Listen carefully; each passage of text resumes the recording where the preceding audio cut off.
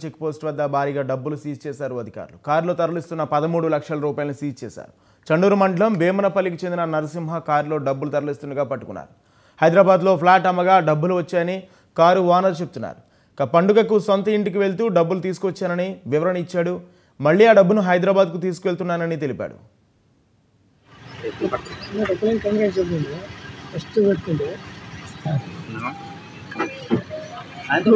మాట్లాడుతురండి బయట పెట్టండి.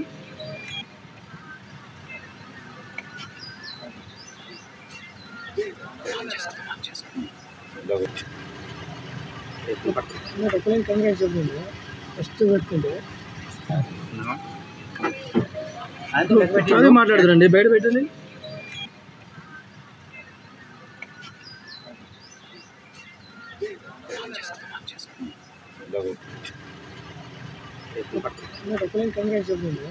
ఫస్ట్ పెట్టుకుంటే